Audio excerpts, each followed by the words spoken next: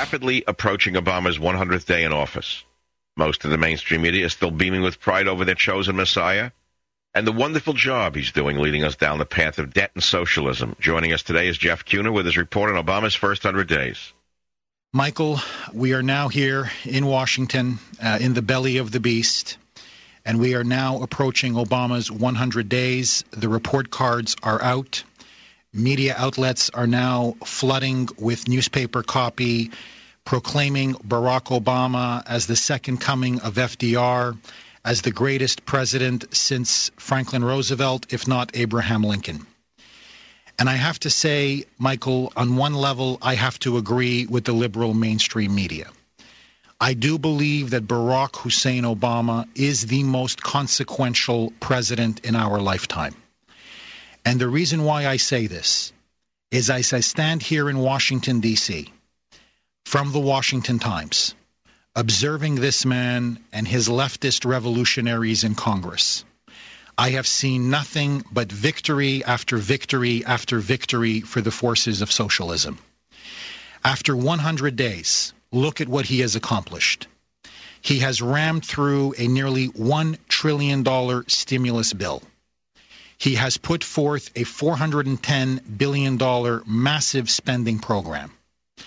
Public works projects, construction jobs, payoffs to Hispanics, African Americans, labor unions, environmentalists. Every major Democratic constituency has been bought off by the Obama administration. He is now proposing a $3.6 trillion budget. By his own figures, we will be running a $1.8 trillion budget deficit this year. Over the next 10 years, we will have amassed over $9.3 trillion in debt. That is more debt, Michael, than all of the 43 presidents previous to Obama combined.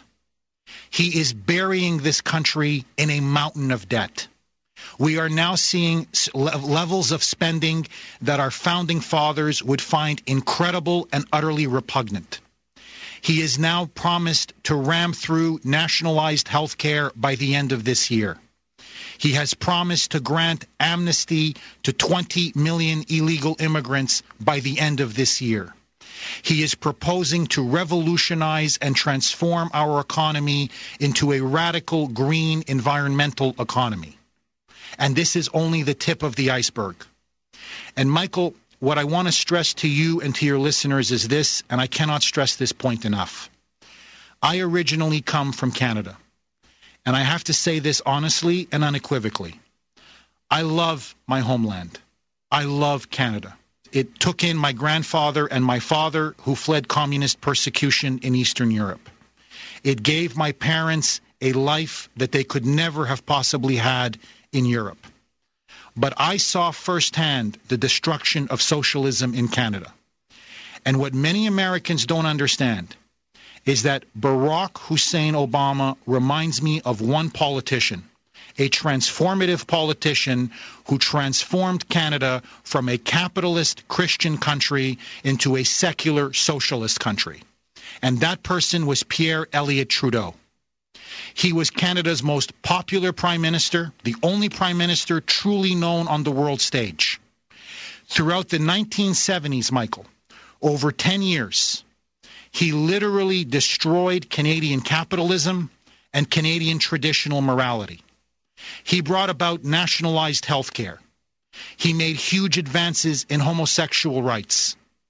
He liberalized abortion laws and made it legal on demand. He brought about sweeping changes in the country, nationalizing key sectors of the Canadian economy. He changed Canadian foreign policy. Many Americans don't know this, but Canada was actually one of the most hawkish countries in the world in World War I and World War II. While Americans were still debating whether to enter both world wars, Canada went in the day England was attacked. He transformed Canada into a neutral Scandinavian-style country in which Canadian foreign policy became subservient to the United Nations. Trudeau began cozying up with Fidel Castro, with Latin American dictators, and with the butchers in the Soviet Union. just as Barack Hussein Obama is doing today with Castro, with Hugo Chavez, with Mahmoud Ahmadinejad, the Nazi in Iran. And after everything was said and done, Michael, and this is the point I really want to stress, it is the mother of all points. In fact, this is the most important point I have ever made on the savage nation. Once Canada lost its liberties under Pierre Trudeau and the Trudeau Revolution, they never got them back. Once you cross into socialism, once you transform your democracy, once the Canadian people were no longer free men and women and citizens, but subjects, where now every aspect of their life was controlled and dominated by the state, their health care, their pensions, their unemployment, the fruits of their labor, their taxes. Once that was taken away from them, their sphere in the family, their traditional morality, once all of that was stripped away from them, they have lost their freedom, Michael. And the reason why I came to America so many years ago was because I understood what I think Americans take for granted. This is now the last freest place on the earth. This is the only place left in the world where a man and a woman can stake their fortune, can stake their claim in the world, can live as free men and women, endowed by their Creator with the rights to life, liberty, and the pursuit of happiness. And we are now going the way of the Roman Republic. We are going the way of Canada. We are going the way of Western Europe. Once free nations who understood the importance of limited government, of free markets, of individual rights, of our Judeo-Christian heritage, of everything that made us great and free and proud and strong. All of this is now being swept away like dust in the wind, as we have now been literally enchanted, mesmerized by this magician in the White House. Pierre Trudeau's revolution permanently transformed Canada into a European-style nanny state. This is what Barack Obama is doing now. His first 100 days are the 100 days of a massive socialist revolution. And we are now in the midst of that revolution. And it is now slowly convulsing and transforming every aspect of American society. And what I am here to tell all Americans, because I have seen the fruits of that revolution. I saw it with my ancestors and my grandparents in the former communist bloc. I saw it in Canada. I lived it as I grew up. I have seen the future, and it does not work. You want anemic economic growth. You want high unemployment. You want a society in which marriage is denigrated and destroyed. You want a society in which unborn children are slaughtered.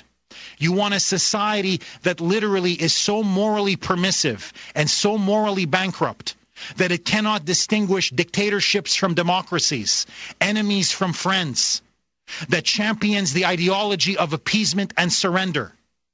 Then you have to go just north of the border and you can see the future. And the best and the brightest of Canada, Michael, have been fleeing that country for the last 15 years, and America has been the beneficiary. But now we are seeing America replicate the very same mistakes that have destroyed republics and democracies before it. And this is why, Michael, I am telling the American public, and I am urging your listeners, do not abandon your liberties. Do not abandon your freedoms. Do not abandon your Constitution, which was the greatest document in the history of the world. History and future generations will never forgive you. I'm Jeff Kuhner, the last honest man in Washington. Back to you, Michael. I'm Michael Savage. We'll be right back. Savage.